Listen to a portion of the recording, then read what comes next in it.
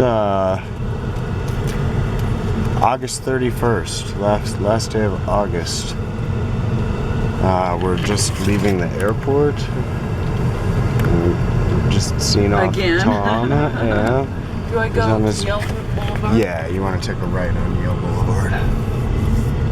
And now we're off to the Nob Hill area. Yeah, I'm getting ready to. Oh, I'm sorry. You go. No, that was it. Oh, that was it? Mm-hmm. Oh, I'm sorry. I thought if you wanted to say more about it than that, I'd leave that to you.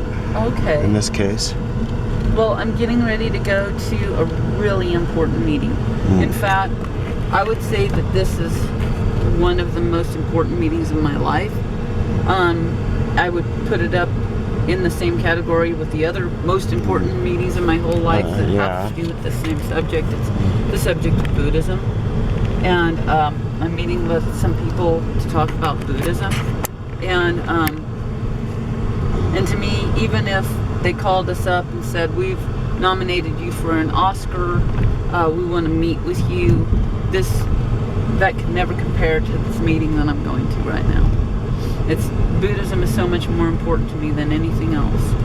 And that's why people call me a fanatic. I was laughing and telling Darren that, can you believe people call me a fanatic? Ha ha ha. And they call me dogmatic. They call me... That happened just today, in fact, right? Just today, just about 10 minutes ago. A fanatic, dogmatic, what are some other words? I don't know, they've got to end with attic. I think they're all about, similar to words that are similar to that. I don't know where I'm going, baby. You're doing great. Cool. This will take you all the way to Central, but do you want to go to Flying Star now? Is that what you'd or like to do? Or at least in that area. Okay.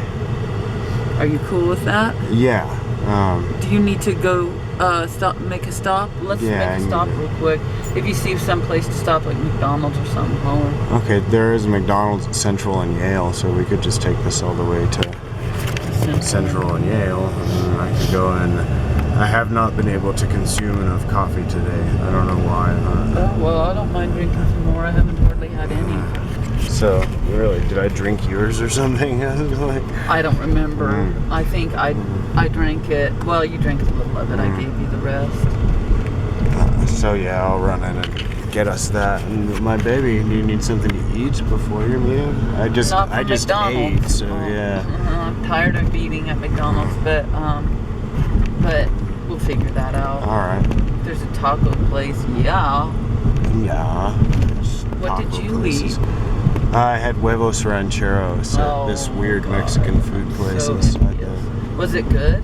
It was pretty good. I thought it was going to have bacon. The girls are like, what? No meats on your huevos rancheros? No, it was... I thought it came with it, but I guess you had to order it separately for like a surcharge or something. So, and I neglected to do that. So I had huevos rancheros, eggs over easy, red chili, and they had honey on the table, so I was able to put honey on it. And that was good.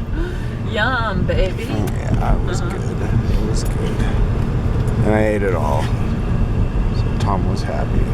Good. I've probably gained 5 pounds now in the past 24 hours. Yeah. That won't hurt anybody. Unless it's all in your heart.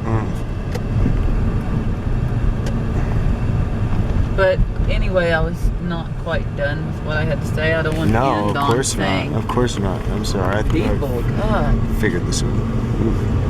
Oh, it's cool. I want you to finish. I want to make sure I finish because I don't want to end on the note that says people call me a fanatic and dogmatic and make it sound like I agree with that.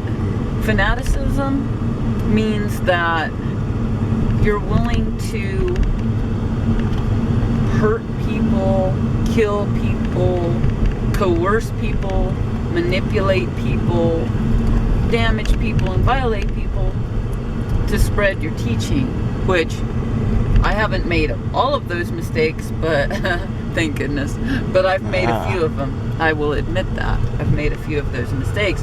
The beauty of Buddhism is through our mistakes, we really can learn and overcome our weaknesses. I hope I'm doing that.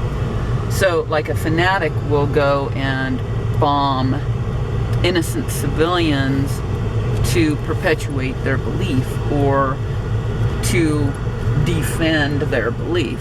In Nichiren Buddhism, and people are just as offended by this concept, I'm not sure why, but in Nichiren Buddhism, we are asked to be more like Bodhisattva, never disparaging, so that when somebody slanders our teaching, we can take their abuse.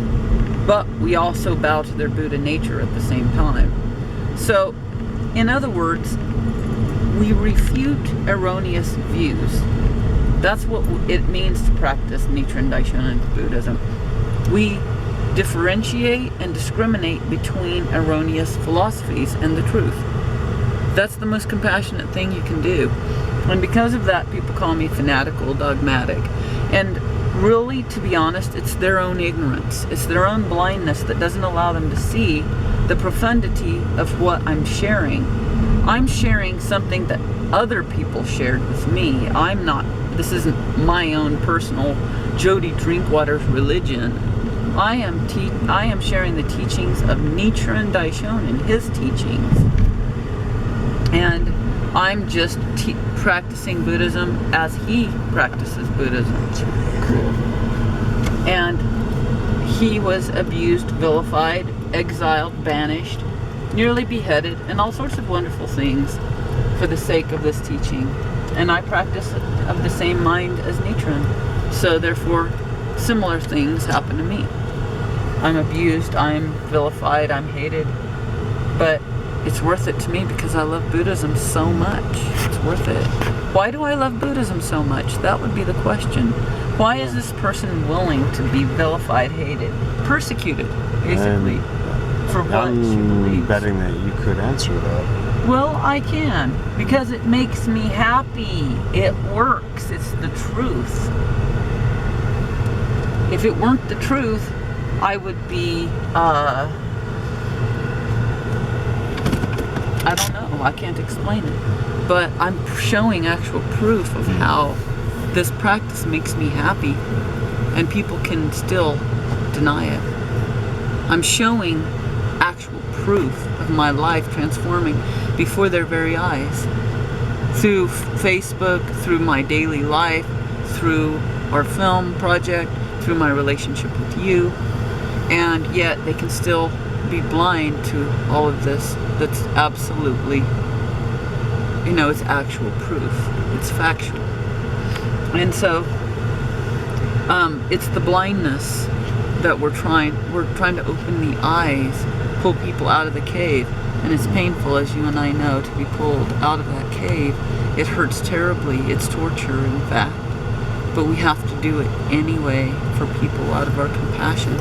Otherwise, they're going to be tortured by their ignorance and delusion for a very, very long time, and that's not okay with me. Once you know that, you can't let that happen without putting up a good fight. And I don't mean a literal fight. Right. I mean a spiritual battle. And the battle ultimately is with ourselves. Ultimately, what I'm saying to these people out here is true of me, or at least potentially true of me, and I'm speaking that part.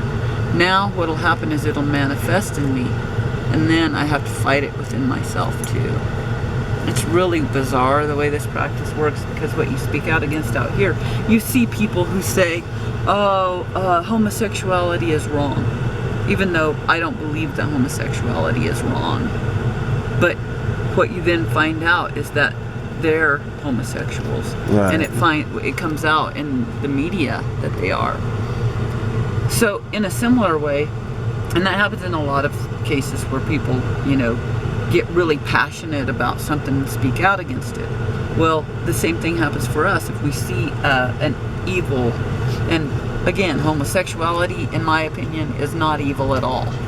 But if I see something going on out here, say a man hitting a woman or a woman hitting a man, domestic violence, and I speak out against it, what's interesting is that tendency will start to manifest in my own life, and then I'll have to struggle against it within myself. I will speak out against it out here, and then I'll start to realize that it's within myself that those tendencies are within myself. And then when I start to become conscious of that, then I can start to change it within myself. It's actually a freeing process.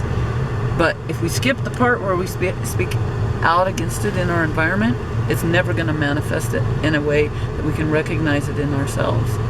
Once you speak out against it out here, you start to recognize it when it manifests in yourself, and then you can change it. You know, it is a process whereby we have to choose to change it. In each moment, we can be overwhelmed and say, I give up, I'm not going to do this. But we can change it. That's the point. Anyway, I'm excited about going to this meeting. Yeah, you've been looking forward to this for quite a while, huh? I feel like it's going to propel me and you both into the future in a really grand way. I expect it to. It will. That's why I'm excited, even though it's going to be tough. But tough is every day, all the time, every single minute of every day. No argument here, huh? Yeah. Anyway, we're to McDonald's. Yes, we're in this is port. a relative pit stop at this time. And, I need one, so I'll have one. And we'll move on to greener pastures, as it were.